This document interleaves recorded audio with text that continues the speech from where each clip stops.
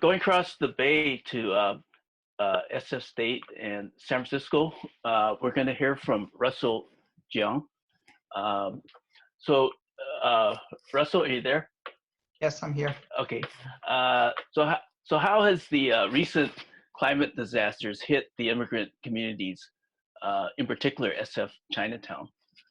Yeah, well, I'd like to thank Harvey and Bee from Eastwind Books and Akemi from Oakland Asian Cultural Center for hosting us. Recent climate change has had disproportionate impact on communities of color like Chinatown. And, you know, San Francisco Chinatown has always suffered from environmental racism, where our community of color has been disproportionately negatively impacted where we live and where we work and where we play. And just one quick example is my dad grew up in Chinatown, San Francisco. We were there all the time. He worked there. And so I actually caught tuberculosis just because I hung out at Chinatown. And that was an example of environmental racism where the entire community is more likely to get a disease because of where we live and because of its density. It's not our fault. And the same way, Chinatown, because it's a heat island and there's less green space, Chinatown gets more hot during severe weather conditions. So if you remember when we have periods of heat waves or if we have periods of wildfires, Chinatown, again, is disproportionately impacted. It gets smokier there, it gets hotter there. And if you know, Chinatown has a lot of SRO, single room occupancy hotels, where people live in one room units and they have to share bathrooms and they have to share kitchens. So they're really dense, crowded conditions with low income elderly and limited English proficient families. And when you have a heat wave or when you have a smoky condition, it's really hard to live in these places because if they close the windows, it gets really, really hot. And again, with a crowded condition and you can't go out, it makes it really dangerous for the elderly who may have respiratory problems or young people. But if you open the windows, then you expose yourself to the smoke from the outside, or you expose yourself from the smells inside, so that the smells inside could be just as bad as the smells outside because it's so crowded. And so another example of how climate is impacting Chinatown SROs is just COVID-19, right? Because these units are so dense, there's a lot more likelihood that the coronavirus could spread in the conditions of these units. And we've had to take special precautions to protect families living there. So one of the things that we've done, next slide, is that at San Francisco State, we've been partnering with a community organizations to help address climate change in the neighborhood. And the environmental justice movement started in the 1990s, but in the 1970s, Chinatown organizations were already working on environmental justice before it became a popular term. Chinatown organizations were working on where we live and developing affordable housing. They were working on where we work and trying to provide safer places. And they've worked on open spaces and where we played. So today, San Francisco State is working with Chinese Community Development Center, Chinese Progressive Association, NICOS, and the Chinatown Disaster Preparedness Committee to try to figure out how can we make the housing conditions of SROs safe and more cool, especially during these severe heat waves. So my students are partnering with these organizations, especially with the tenants of these units and these buildings, to come up with solutions. And so I'm just going to quickly come up with what our students have come up with, their solutions. And what we're going to do is talk with the tenants, because we really believe in the right of self-determination, that people should be involved in the decisions that affect them. And so we're going to go back to the tenants and ask them what they think are the best solutions, and then try to work together to implement them. So these are some of the solutions that students and the community are coming up with together to address climate change.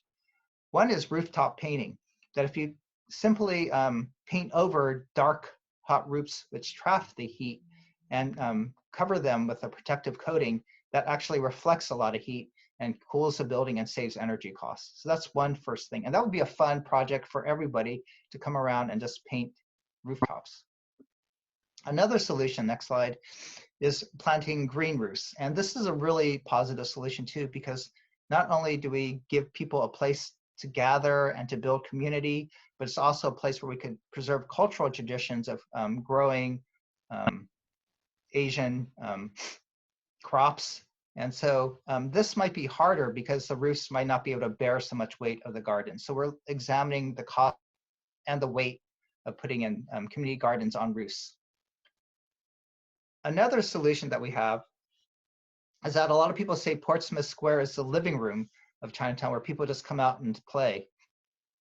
But again, it's not very well covered, and you could expose yourself to a lot of the sunlight. So what we may propose, if it's feasible and cost effective, is to put in more planters that could create shade overhead, but also with those planters have a misting system. So it cools the community, shades the community, and gives the community a place to gather as well.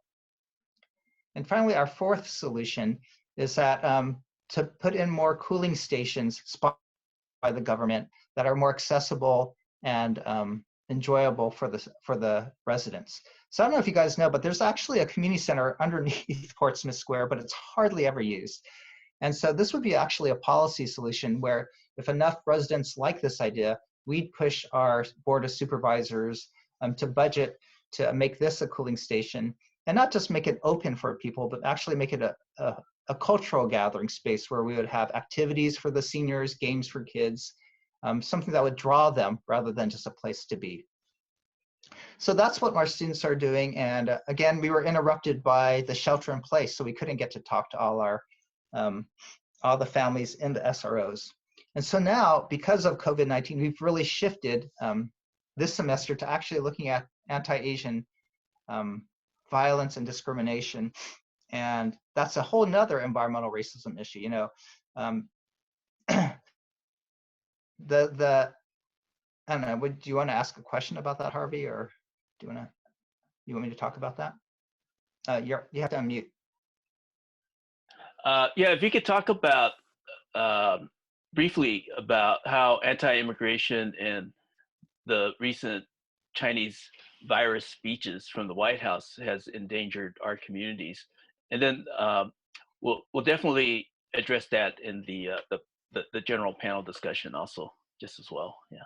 Yeah. Okay. So quickly, yeah. The Republican Party has made it a campaign to China bash, and they're saying China is poisoning us, and they're blaming China. They're sponsoring a lot of resolutions blaming China for the coronavirus. And again, this is an environmental justice issue.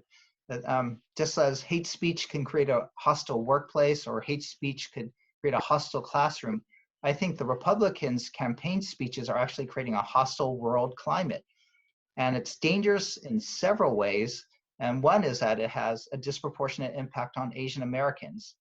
So with Chinese for Affirmative Action, we've created a reporting center. We've received over 1,500 cases of anti-Asian incidents across the nation from 46 states. So that's just another sort of environmental issue that impacts the Asian American community. It's just our public safety and our security is clearly threatened now by what's going on as a result of this pandemic. Then we'll have that as also part of the general discussion. Okay. Further elaboration on it. Okay. Okay, so for the next part here is a general panel discussion, and the panel, there's an introductory piece there by Anthony Carifa Rogers Wright, who was involved in the Climate Justice Alliance. We won't be playing that, but we'll send you the links. But essentially, Anthony Rogers Wright discusses the interconnect between the COVID-19 crisis and the climate crisis. He underscores that the most vulnerable peoples are those peoples of color, poor whites who reside in communities and locations where environmental and health regulations are the weakest and least enforced, if there are any. Uh, those locations are designated sacrifice zones where toxins, waste, pollution lead to compromised immune systems. And then with the COVID-19 crisis, the situation is magnified even more. And it has reached not just a situation of damage, but a situation of inequality and death within these communities. So one main question that we have here is how has COVID-19 impacted communities that are already on the front lines of climate change? How has it impacted people's efforts towards environmental justice? Okay, so linkage between COVID-19 and the struggle for environmental justice. Okay, how do we see these interconnects? Okay, Russell brought one already in terms of increased racism. And the other thing is, besides talking about the crisis and problems itself, what can we do about it? What type of solutions can we do to come together so that we don't just become victims ourselves and we just hear the stuff on TV spewed out, speeches by politicians and media, that there's nothing we can do about it except to wait, you know. I think one of the most important, not one of, but a very big factor is that the Trump administration is using COVID-19 as a cover to accelerate its attack on environmental regulations. And, you know, this has been, the EPA, which is supposed to protect the environment, has been handed over to oil and natural gas interests.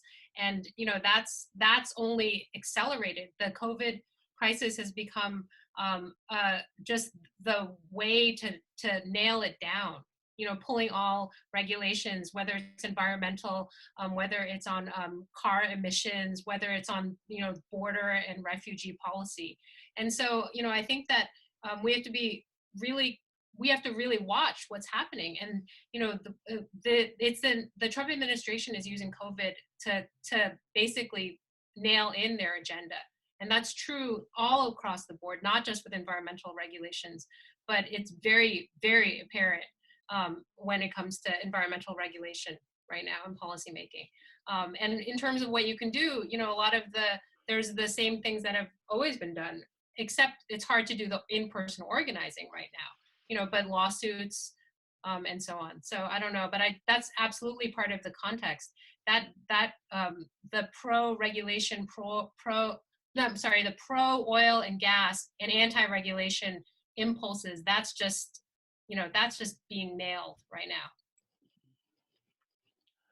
So it's important to monitor and address it, because I heard something along the lines of there's been 95 deregulation attempts going on right now, you know, something along those lines. So so that would be important in terms of the monitoring, informing ourselves. Okay. What else is there that what can people do about it? I know Shina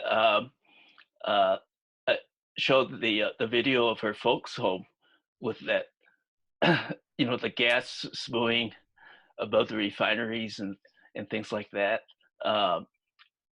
What's been going on in the Richmond area, you know, Ratha and Shina, in terms of experience that's been gained, you know, to fight for environmental justice? You know, how's that shaping up, given that we're in this COVID-19 situation? Yeah, some quick thoughts.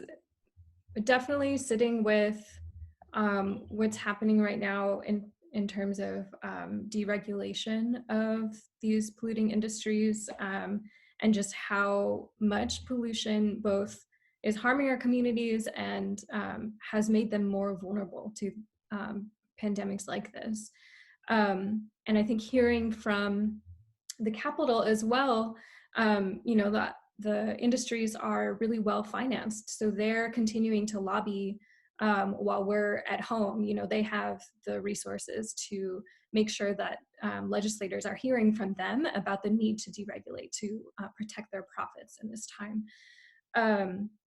And there's also a lot of criminalization going around in terms of dissent and protesting fossil fuels that we're seeing, especially in Indigenous communities. And I want to highlight the opportunity to decriminalize both dissent and protest, and also kind of low carbon or carbon friendly behavior that our communities are also doing, even though they have, they're bearing the biggest brunt of environmental pollution and racism, as well as contributing the least to it.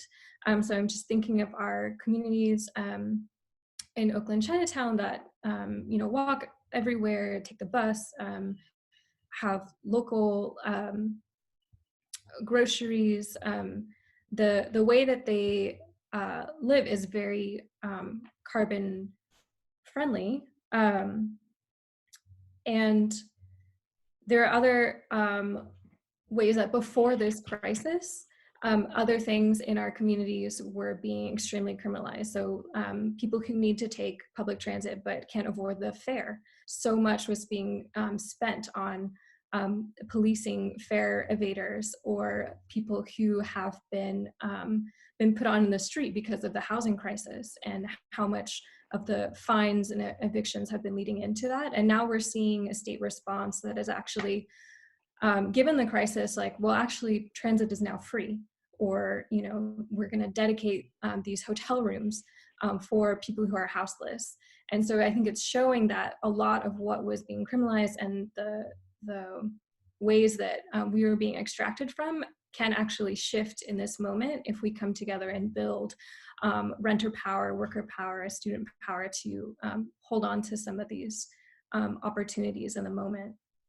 And I think, it's a situation to adapt to in terms of our organizing. But I also think back to Penhai Bo and other of our elders who have organized in very different conditions in their homelands under different regimes or dictatorships, or pre-social media. And so I think it's an opportunity to put our heads together and think about ways we can continue that work. Technology is definitely a tool, but it's not the foundation. The relationships are the foundation. And I think one positive thing that we're seeing out of this is some of the mutual aid that is arising in the face of everything that's going on. And so very quickly after the shelter-in-place order, APEN started a community response and stabilization fund that we were able to meet our goal in go beyond our goal in just a couple of days. In terms of providing food delivery, supply delivery, direct cash assistance to families, and have been able to match that from local community foundations. So I think that there are deep relationships that are rooting us and helping us weather this storm, and a lot of wisdom at our backs because of the organizing in different conditions. So I think those are a couple of things that feel hopeful that people can plug into. Ratha, do you have anything to add in terms of what's developing? Do we see any light at the end of the tunnel given this crisis situation? Yeah, great question on the light at the end of the tunnel. I think there's always a light, right? So, yeah, and I think what I have really seen out in the community is like, in the frontline community, we're already in a crisis, right? Most folks are living paycheck to paycheck.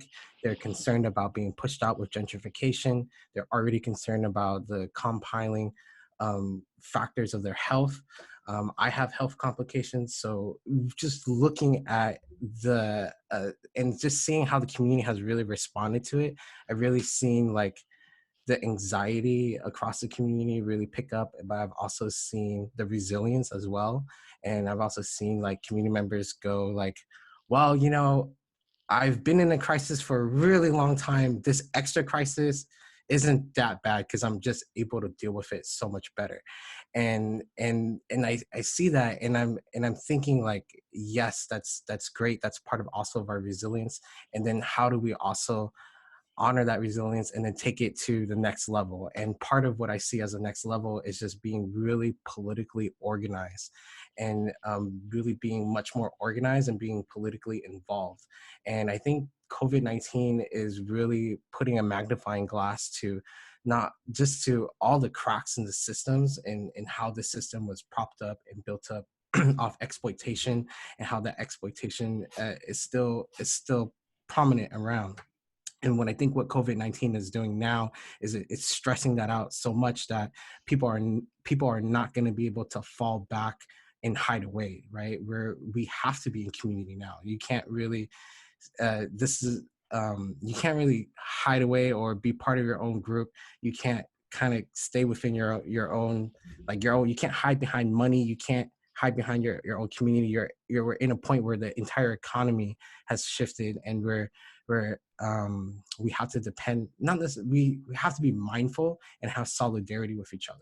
And I think that's what I've really been seeing as well, is the solidarity that has really picked up. To kind of see the massive amount of shelter in place that has really taken, and people that have really been taking to that is a real big act of solidarity, right? To know like, hey, you know what, I'm okay, but I'm letting go of my lifestyle or whatever it is, because it's more important that my community stays alive right now.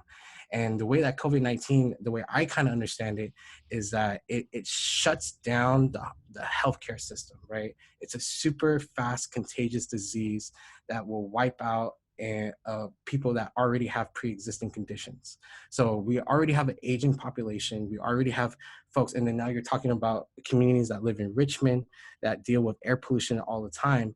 And now you have a super really contagious virus that the way it impacts and it creates a really mass death is it overwhelms the healthcare system. And so it's really dangerous to kind of live with so I think our communities are currently living with that. And at the same time, what we're also seeing as we're in our house is our politicians and the elected officials be really responsible with how this is being handled, right? And how it's being handled is being handled differently in a lot of different places. We have been able to shelter in place and haven't felt it, I feel, as bad. However, it's not the same story everywhere else. And yeah, so I think what I get concerned about is the people who are in power, people who are in the positions of power, haven't been really had the track record for giving us the justice and the equity that we need. And so now that COVID-19 has come and has really shut down the system, I really feel like they're still being active in terms of how do they profit the most and how do they come out of the most. And I think right now has been, I see like, it sucks that we can't door-to-door organize. However, it's also really lucky that we have a great technology to be able to organize at a way that we haven't been able to, and to be able to still build relationships. So yeah, so solutions that I see is like to really think about the solidarity that you can practice, and then be politically involved and organized. So, you know, organizations like the Asian Pacific Environmental Network has been doing a lot of political organizing around this for a really long time. So being able to plug into organizations like that and to be able to pull yourself with others creates that multiplier effect.